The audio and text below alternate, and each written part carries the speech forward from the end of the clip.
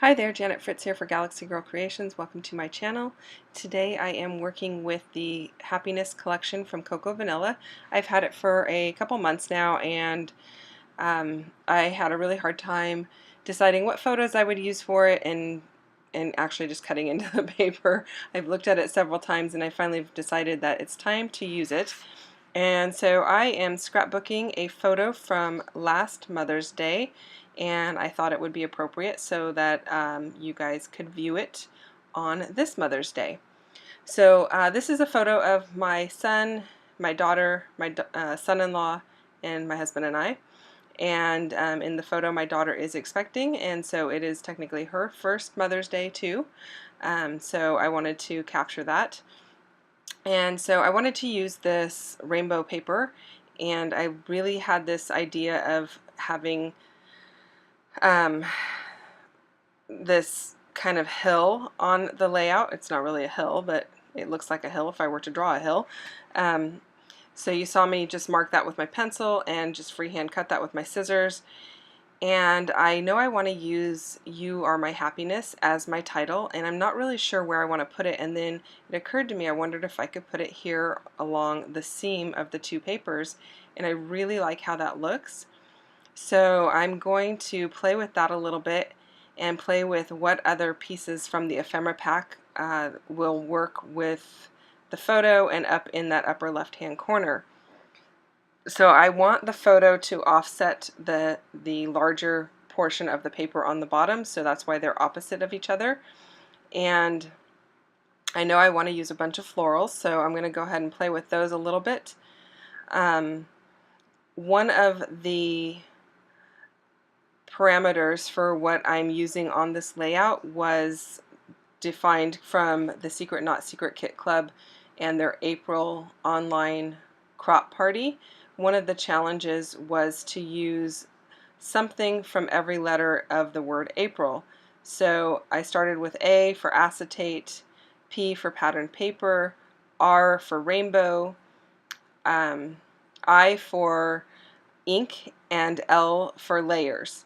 So I decided what I'm going to do is I'm going to use my Heidi Swapp Color Shine, and I'm going to spray these colors so that they're coming up from this rainbowed pattern paper.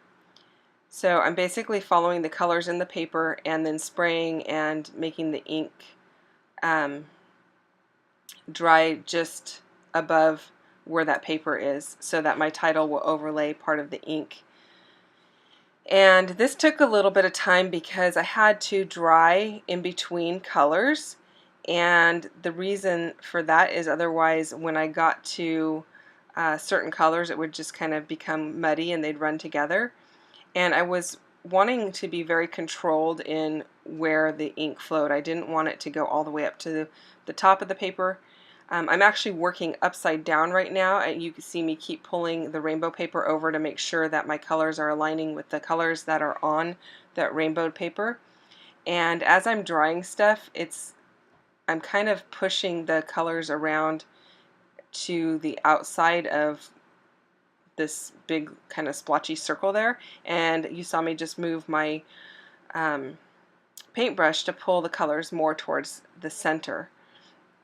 So I'm trying to be pretty careful, and I'm doing this in batches. I'm not going to make you watch me do all of the other colors, but I do follow the rainbow pattern of the paper, and I really like the way it came out. And I end up doing it with the water first and then putting a little bit of the color, because if I were to use the spritzer from the Color Shine, sometimes it splatters and goes in spots that I didn't want it in, so I'm being kind of cautious about that as well.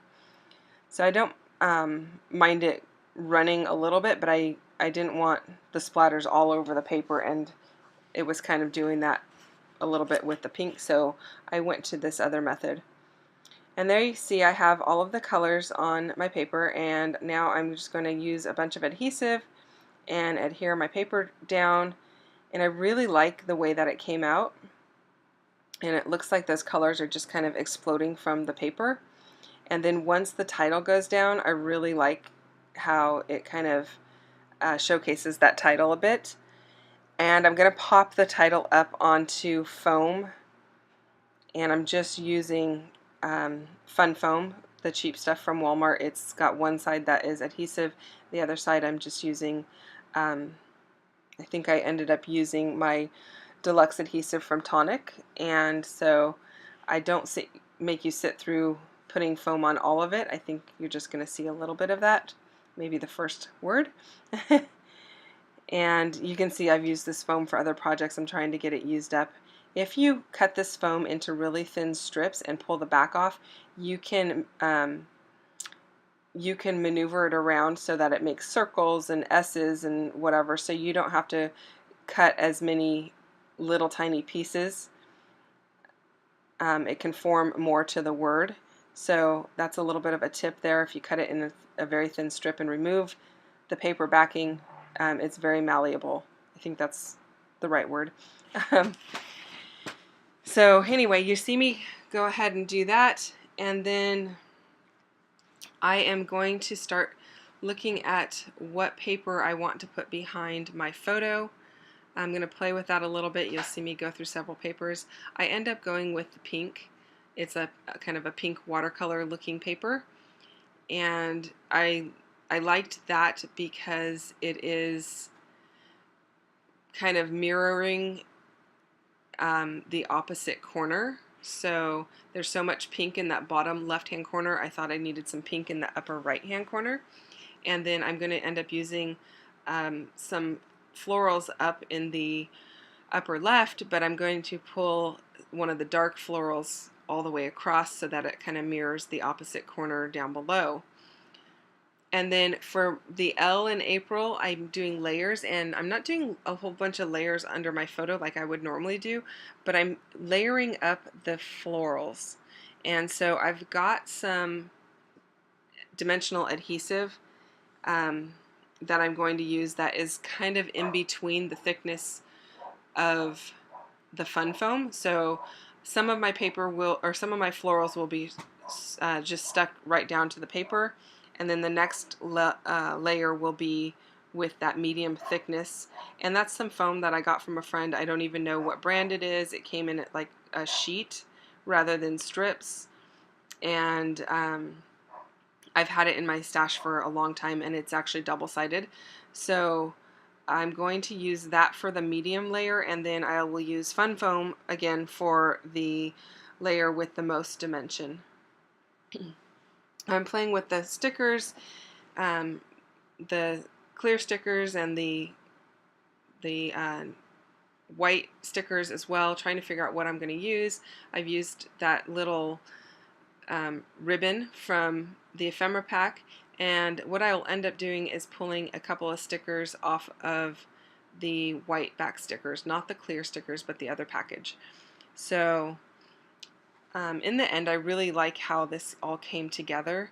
It came together fairly quickly with the exception of the mixed media, because I already had this idea in mind of what I wanted to do with it. And well, I guess you would say it came together quickly if you consider the couple of months that it's been sitting in my craft area waiting for me to play with it. Been kind of mulling over in my head for quite a while what photos and what I wanted to do with it. So I find this to be like the perfect combination of photo to paper, because I don't have a lot of family photos of our entire family at this age that they are now, and I really wanted to capture just us being together. And I don't get these photos very often, maybe like 2 or 3 times a year, Christmas, Mother's Day, Easter maybe. And so I wanted to make sure that I got it on this page and documented it into my album. Now the pieces that I'm trimming off there, the first piece that I trimmed off was just some little leaves, and I'm going to stick those up underneath that orange flower. And I like how it brings a little extra greenery to that area, and it makes it look like it was like there's more layers. So I really like having a ton of layers on my scrapbook page, whether it's behind my photo or in some other area. So It's pretty common for me. I played around with also doing something on the right hand side of the photo, and I think I'm going to move that photo at some point down a little bit and kind of play with it, but it ends up going right back where it's at, and instead of that pink heart there, it's going to be a blue heart, and then I'm going to add a little flower up in that area and some sequins. I did toy with the idea of putting something on the right hand side, but everything looked really, I don't know, it didn't look like it belonged there with my son-in-law's horizontal striped shirt. It kind of looked weird and like they were just fighting each other, so it's much better without anything on that right hand side. And then I got the layout pretty much almost done, and I forgot to put my acetate on, so I had to go back and add that. And the acetate piece is not from this collection. I actually don't know where I got it from. I think it might have been a Click Kit or something like that. And I actually ended up cutting it. It was one of the, like, it looks like a flat paper clip type of thing that has words on it, and I ended up cutting it apart. You're going to see that in a bit here. And I think it just says "Love This," and so it worked out perfectly because it's that bright, the darker bright pink that is underneath the A and R. And I added a little bit of hearts and then some sequins that were made specifically for this kit by Spiegel Mom Scraps, and she made those for the Secret Not Secret Kit Club and for the Happiness Collection. So I really like how they just add the perfect little sparkle and dimension. And then my journaling is just going to go underneath the right hand side of the photo, and it's going to kind of follow the same pattern or same lines as the rainbow paper, so it's kind of going to slope down. My writing is not going to slope down, but my lines are, the lines of my writing are going to taper down. That's what I'm trying to say.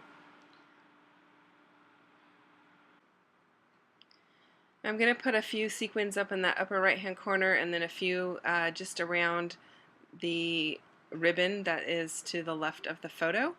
And I did pop that little blue arrow that has the heart on it. I popped that up onto foam, and I will be putting a flower up there like I said before, and that's going to also have a little bit of fun foam behind it. But first I realized there's that acetate piece that I totally forgot to add, and obviously it can't go there because it would stick up above the sheet protector. So here I go. I'm going to pull that photo off and try and figure out what I'm going to do with it. I actually have a really hard time using these little flat pieces where there's a part that goes in front of the photo and a part that goes behind. Basically any clips that has a part that hangs down in front of the photo and a part that goes behind. I don't know why I struggle with them, but I do. So I'm going to just cut it apart, and then I just used my regular adhesive because it has a non-transparent part on it where the writing is. So I can use just my regular ATG gun and just stick it back there, and I think it looks fine.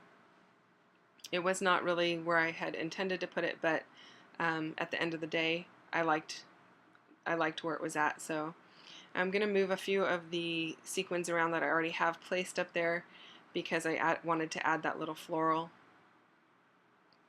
We're pretty much going to be to the end of the layout here as soon as I do my journaling. So thank you so much for watching and spending some time with me today. I hope you're having a fabulous Mother's Day, and stick around for the close-ups. They'll be coming up in just a few moments.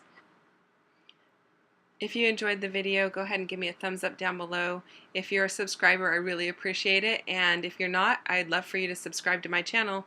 I'll see you next time. Thanks again.